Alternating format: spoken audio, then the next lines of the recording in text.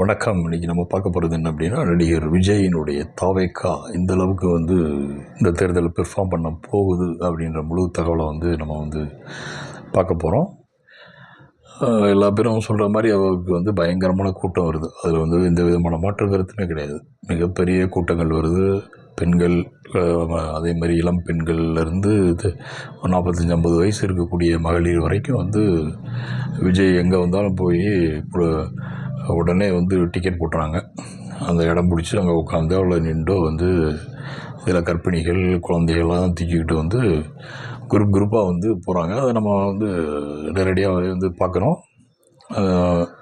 எல்லா இடங்கள்லையும் அது எதிரொலிச்சிக்கிட்டு இருக்கு அவருடைய கூட்டம், அதாவது விஜயினுடைய கூட்டம் அப்படின்றது. அந்த கூட்டம் எல்லாம் என்றைக்குமே ஓட்டாக மாறுமா அப்படின்னா அதுக்கு வாய்ப்புகள் ரொம்ப கம்மி தான். எப்பயுமே ஒரு நடிகர் கட்சி ஆரம்பிக்கிறாரு, இல்லை பொது வழியில் கட்சியே ஆரம்பிக்காமல் ஒரு பொது வழியில் வர்றாரு, ஒரு கடை திறப்பு விழாவுக்கு வர்றாரு, ஒரு நிகழ்ச்சிக்கு வர்றாரு, ஒரு கல்யாணத்துக்கு வர்றாரு அப்படின்னா கூட்டம் ஈக்கள் மாதிரி முக்கியம். அது அப்படி தான் நம்ம பழகியிருக்கோம். நடிகர்ன்றதை ஒரு பெரிய லெவலில் ஒரு பிம்பமாக நம்ம பார்க்குறோம்.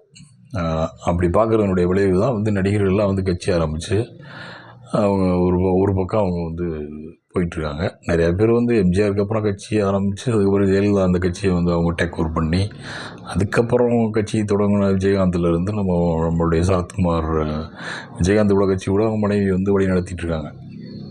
அதோட வாக்கு சதவீதம் எவ்வளோன்னு எல்லாத்துக்குமே தெரியும். அது 10% இருந்தது, இன்றைக்கி 0.43% மாறிடுச்சு. சரத்குமார் கட்சி ஆரம்பித்து கிட்டத்தட்ட 15 வருஷத்துக்கு மேலே நடத்தி கடைசியில் கட்சியை கழிச்சிட்டு அவர் பாஜகவில் போயிட்டார். இப்போ பாஜகவில் போயிட்டு எனக்கு பதவிக்கு வேணுன்றதுக்காக அவர் பதவி கேட்டு வெயிட்டிங் லிஸ்ட்டில் இருக்கார். இப்படி அதேமாதிரி பாக்கியராஜ் ஆரம்பித்தார், டி ராஜேந்தர் ஆரம்பித்தார். அதுக்கப்புறம் நம்ம எத்தனையோ தலைவர்கள் நடிகர்கள் கட்சி ஆரம்பித்து அவங்க ஒரு போக்கில் போனாங்க. கடைசியில் அது மக்கள் அவங்களுக்கு என்ன பதிலளித்தாங்க அப்படின்றது நம்ம கடந்த காலமாக நம்ம பார்த்துருக்கோம். அந்த ஒரு 40-50 வருஷங்களாக அதை நம்ம பார்த்துட்ருக்கோம்.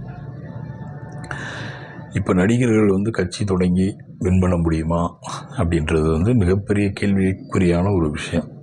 இந்தியாவில் இந்த ஸ்டேட்லேயும் நடிகர்கள் இப்போ அட் ப்ரெசண்ட் நடிகர்கள் யாரும் நாடாண்ட இது கிடையாது. எம்ஜிஆர் காலத்தில் எம்ஜிஆர் இருந்தார், ஆந்திராவில் என்டிஆர் இருந்தார். இப்படி தான் நம்ம பார்த்துருக்கோம். அது சவுத்தில் தான். நார்த்தில் பார்த்திங்கன்னா எம்பியாக இருப்பாங்க, ஒரு அட்லீஸ்ட் எம்எல்ஏ இருப்பாங்க. ஒரு இவ்வளோ தான் அவங்களுடைய லெவல். யார் நடிகர்கள் நாடாண்ட இது நம்ம இந்தியாவை பொறுத்த மட்டும் மாநிலங்களில் மட்டும்தான். அது 2 மாநிலங்களில் தான் இந்த சம்பவங்கள் நடந்திருக்கு, தமிழ்நாட்டிலையும் இதுலேயும். இப்போ நம்ம விஜய் அவர்கள் நம்ம எப்படி நாடாண்டலாம் அப்படின்ற அடிப்படையில் கட்சி தொடங்கி இன்றைக்கி பிரம்மாண்டமாக போயிட்டுருக்காரு. கூட்டங்கள் பயங்கரமாக சேருது. அவர் எங்கே போனாலுமே ஒரே நெரிசல், ஒரே மயக்கங்கள், அப்புறம் ஆக்சிடெண்ட்டு இதான் நடக்குது. அவர் எப்படி இந்த அரசியலில் ஜொலிக்க போகிறார் அப்படின்றது தான் இப்போ நம்ம பார்க்குறோம். அவர் ஏன்னா தேர்தல் காலத்தை முதல் முறையாக அவங்க சந்திக்கிறாங்க, கட்சி ஆரம்பித்து 2 வருஷத்தில். இப்போ அவர் 2 இடங்களில் போட்டிடுறாரு. ஒன்று சென்னையில் பெரம்பூரில், திருச்சியில் கிழக்கில் போட்டிடுறாரு. திருச்சி கிழக்கை பொறுத்த மட்டும் பார்த்தீங்க அப்படின்னா அங்கே கிறிஸ்டின் ஓட்டுகள் அதிகம். அதே மாதிரி நம்ம அங்கே இதில் பெரம்பூரில் பார்த்திங்கன்னா அந்த அடித்தட்டு மக்கள் ப்ளஸ் கிறிஸ்தவ மக்களுடைய ஓட்டுகள் கொஞ்சம் அதிகமாக இருக்குது. இதை கனெக்ட் பண்ணி தான் அவர் நிற்கிறாரு. ஏன் அவர் வேறு எங்கேயாவது போட்டியிட வேண்டியதானே? சென்னையில் எத்தனையோ தொகுதிகள் இருக்குது, ஏன் அங்கே மட்டும் குறிப்பாக போட்டிடுறாரு? சரி, அதை விடுங்க. இப்போ 234 தொகுதிகளில் 233 தொகுதிகளில் தான் அவங்க களமாட்டுறாங்க, எடப்பாடி தொகுதியை தவிர. ஏன்னா எடப்பாடியில் நிறுத்தின அந்த வேட்பாளர் அதிமுகவுக்கு வேலை போய் எஸ்கேப் ஆகிட்டாப்புல, கடைசி நேரத்தில் வாபஸ் வாங்கிட்டு ஓட்டார். இப்போ பார்த்திங்கன்னா அவருக்கு அந்த ஓட்டுகள் கிட்டத்தட்ட தவாக்கு தரப்பில் சொல்லப்படுறது 30,000 ஓட்டுகள் அங்கே இருக்கான் எடப்பாடியில். அந்த ஓட்டுகள்லாம் இப்போ யாருக்கு போகணுன்றக்க இப்போ ஒரு சுயேட்சைக்கு ஆதரவு கொடுத்துருக்காரு விஜய். அதாவது தாவேக்கா ஓட்டை திருப்பி விடுறாரு, அதிமுகவுக்கு திமுகவுக்கு போகாமல் அப்படி யூட்டர்ன் பண்ணி விடுறாரு. அது எந்தளவுக்கு சாத்தியமாக போகுதுன்னு தெரில. வேட்பாளரே தூக்கிட்டாங்க. சரி, ஓகே. இந்த 233 தொகுதிகள்லேயும் எப்படி விஜயினுடைய எப்படி பெர்ஃபார்ம் இருக்கும் அதாவது தேர்தலுக்கு அப்புறம், அதாவது கவுண்டிங் அன்னைக்கு அவர் எவ்வளோ பெர்சன்டேஜ் ஓட்டுகள் வாங்குவார் அப்படின்னு நம்ம பார்த்தோம் அப்படின்னா, ஒவ்வொரு தரப்புலையும் ஒவ்வொன்று சொல்கிறாங்க. 6%, 9%, 9லேருந்து 12%, 12லேருந்து 15, சிலர் 18, சிலர் 20, சிலர் பார்த்தீங்கன்னா 24. நேற்று ஒரு கருத்து கணிப்பு பார்த்தேன், 44% வாங்குவார் விஜய்.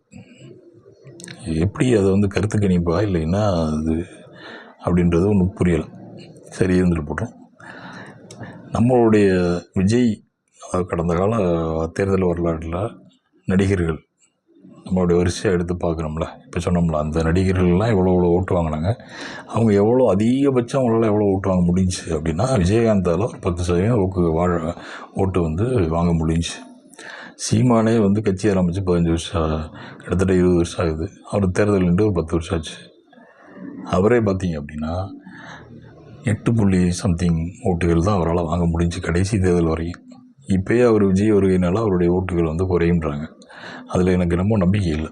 அவருடைய ஓட்டு சதவீதம் அப்படியே தான் இருக்கும். ஏன்னா அந்த அந்த புதிய சிந்தனை, புதிய பேச்சுகள், புதிய மாற்றங்களாக அவர் இயற்கை சம்மந்தமாக அவர் பேசுகிறது அதுக்குன்னு ஒரு செட்டப் குரூப் இருக்காங்க. அவங்க ரசிக்கிறாங்க, அதை விரும்புகிறாங்க. ஏன்னா இன்றைக்கி இருக்க காலகட்டத்துக்கு விவசாயமும் இயற்கையும் ரொம்ப முக்கியம்ல. அந்த பார்ட்டை யோசிக்கக்கூடிய ஆட்கள் அவருக்கு ஆதரவாக இருக்காங்க. ஸோ அந்த ஓட்டுகள் இப்போ சீமானுடைய ஓட்டுகள் குறையிறதுக்கு எந்த விதமான வாய்ப்புகளும். அதே நேரத்தில் விஜய் எவ்வளோ வாங்குவார் அப்படின்னு நம்ம ஒரு கணக்கு பண்ணி பார்த்தோம் அப்படின்னா, விஜயோட ஓட்டுகள் இளைஞர்கள் வந்திருக்காங்க. இப்போ கிட்டத்தட்ட ஒரு 12 லட்சம் புதிய இளைஞர்கள் ஓட்டு போட போகிறாங்க. எல்லாத்தையும் ஒட்டுமொத்தமாக நம்ம பார்க்கும்போது, அதாவது விஜய்க்கான ஒரு ரசிகர் கூட்டம் அப்படின்றத முதல் தலைமுறை, அவர் முதலாக ஓட்டு போடக்கூடிய ஆட்கள், அடுத்து அவருடைய ரசிகர்கள் இருக்கவங்க, அது ஒரு 25 வயசுலேருந்து ஒரு 35 வயசு வரைக்கும், அது அந்த செட் ஆஃப் பீப்புள். அப்புறம் 35 வயசுலேருந்து 45 வயசில் இருக்கவங்க, அது ஒரு செட் ஆஃப் பீப்புள் கொஞ்சம் இருக்காங்க.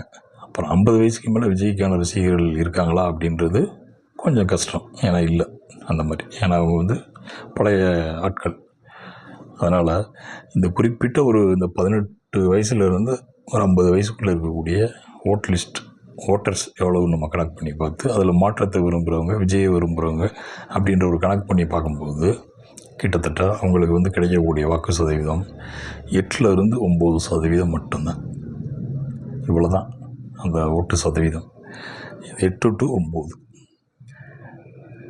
அதை வச்சுக்கிட்டு தான் அவங்க இவ்வளோ ஆட்டங்கள் போடுறாங்க. இந்த 8% ஓட்டு அப்படின்றது இது பெரிய லெவலில் வின் பண்ண போகிற திமுக கூட்டணிக்கு பாதிப்பை ஏற்படுத்தாது. அதே நேரத்தில் அதிமுக கூட்டணிக்கு இது பெரிய லெவலில் பாதிப்பு ஏற்படுத்தாது.